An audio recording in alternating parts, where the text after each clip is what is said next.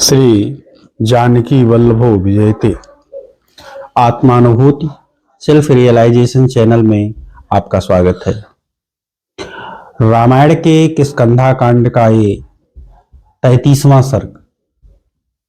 प्रारंभ में किष्किंधापुरी के वैभव का वर्णन है। अथ प्रतिसमादिष्टो लक्ष्मणः परवीरः प्रविवेश गुहां रम्यां किष्किंधां राम शासनात्। जब सुग्रीव को समझाया गया हनुमान के द्वारा, तो उन्होंने अंगद से कहा कि तुरंत जाकर के प्रार्थना पूर्वक लक्ष्मण को महल में प्रवेश कराइए। तो अंगद के द्वारा प्रार्थना करने पर परवीरहा अर्थात शत्रु पक्ष के वीरों का वध करने वाले, उनको हराने वाले लक्ष्मण रमणीय गुफा किष्किंधा में प्रविष्ट हुए राम शासनात्, राम की आज्ञा से। द्वारस्था हरयस्तत्र महाकाया महाबलाः बभूवुर्लक्ष्मणं दृष्ट्वा सर्वे प्राञ्जलयः स्थिताः। और जो द्वार पर रक्षा करने वाले महाबली और महाविशाल वानर थे, वो सब लक्ष्मण को देख करके हाथ जोड़ करके खड़े हो गए। निःशुसन्तं तु तं दृष्ट्वा क्रुद्धं दशरथात्मजं बभो हरयस्त्रस्ता न चैनम पर्यवारयन्। और उनको निःश्वास लेते हुए, क्रोध से निःश्वास लेते हुए लक्ष्मण को देख करके जो रक्षक वानरगण थे वो त्रस्त हो गए, डर गए, और उनके साथ पर्यवारयन्, उनके चारों ओर उनको घेर करके नहीं चल सके, नहीं जा सके। सतां रत्नमयीं दिव्यां श्रीमान् पुष्पित काननां रम्यां रत्न समाकीर्णां ददर्श महती गुहां। और श्रीमान लक्ष्मण ताम दिव्याम रत्नमयीम पुष्पित काननाम, उस दिव्य रत्नों से सुशोभित और फूलों से लदे हुए वृक्षों से सुशोभित सुंदर रमणीय गुफा में उन्होंने प्रवेश किया। हर्म्य प्रासाद संवाधाम नाना रत्नोपशोभिताम सर्व काम फलै वृक्षे पुष्पितैरुपशोभिताम। अनेक प्रकार के अट्टालिकाओं से और भवनों से घनी प्रतीत होती थी। वो किष्किंधा जो गुफा में बसी हुई थी, अनेक प्रकार के अट्टालिकाओं और प्रासादों से घनी प्रतीत होती थी। नाना रत्नोपशोभिताम, और नाना प्रकार के रत्नों से सुशोभित थी।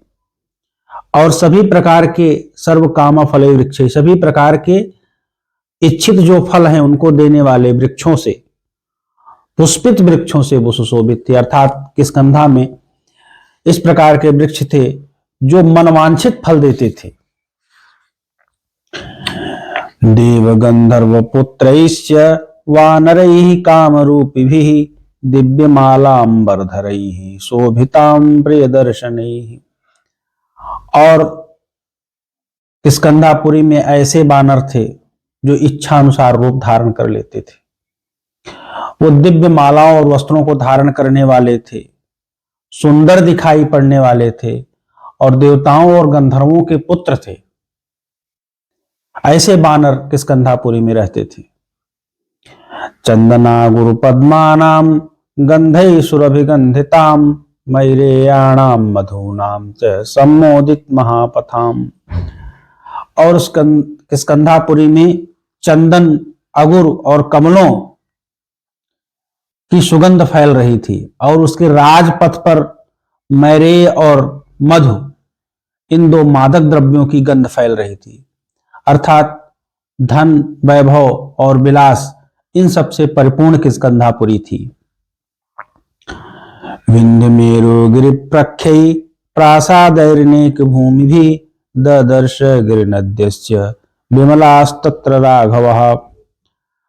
उसके किष्किंधापुरी के जो प्रासाद थे, भवन थे, वो अनेक भूमि भी, अनेक अट्टालिकाओं वाले थे, अनेक तल वाले थे और विंध्य और मेरु पर्वत के समान ऊंचे थे। और लक्ष्मण ने वहां पर एक पर्वतीय नदी देखी, गिरि नद्यस्य विमलास्तत्र राघव ददर्श। राघव ने वहां पर अर्थात लक्ष्मण ने वहां पर एक स्वच्छ जल वाली पर्वतीय नदी देखी। इसके बाद सबके घर देखते हैं। अंगदस्य गृहं रम्यम महेन्द्रस्य द्विविधस्य च गवयस्य गवाक्षस्य गजस्य सरभस्य च। अंगद का सुंदर घर, महेंद्र का सुंदर घर, द्विविध का सुंदर घर, गवय का, गवाक्ष का, गज का, सरभ का, सब नाम थे वानरों के, वानर सेनापतियों के। इनके घर विद्युन्मालेश्च संपाते सूर्याक्षश्च च हनुमतः। विद्युन्माल संपाति सूर्याक्ष हनुमान, वीरबाहो सुबाहोश्च नलस्य महात्मनः। वीरबाहु सुबाहु और महात्मा नल। कुमुदस्य सुषेणस्य तारजाम्बवतोस्तथा। कुमुद, सुषेण और जाम्बवान, तार। दधिवक्त्रस्य नीलस्य सुपाटल सुनेत्रयोः। दधिवक्त्र नील, सुपाटल, सुनेत्र। एतेषां कपिमुख्यानां राजमार्गे महात्मनां ददर्श गृहमुख्यानि महासाराणि लक्ष्मणः। लक्ष्मण ने इनके नाम गिनाए गए उन वानरों सेनापतियों के भवन जो है वो मुख्य राजमार्ग पर बने देखे। पांडुराभ्र प्रकाशानि गंधमाल्ययुतानि च प्रभूत धन धान्यानि स्त्रीरत्नैः शोभितानि च। और इनके भवन श्वेत प्रकाश, भवनों के अंदर से श्वेत प्रकाश आ रहा था और गंध और मालाओं से युक्त थे, सजाए गए थे। उनमें प्रभुत धन धान्य थे और स्त्री रत्नों से सुशोभित थे। पांडुरेण सुशैलेन परिक्षिप्तम दुरासदम वानरेंद्र गृहम रम्यम महेंद्र सदनोपमम। और श्वेत वर्ण के शैलेन, पर्वत से घिरे हुए, परिक्षिप्तम दुरासदम और आसानी से जो दुरासत था, जिसमें वहां आसानी से नहीं पहुंचा जा सकता था, ऐसा सुग्रीव का रम्यम महेंद्र सदनोपमम, सुग्रीव का सुंदर घर जो इंद्र के घर के समान था, उसको भी लक्ष्मण ने देखा। अब इसके पश्चात सुग्रीव के घर की सुंदरता का वर्णन करते हैं। इसको मैं अग्रभाग में कहूंगा। धन्यवाद।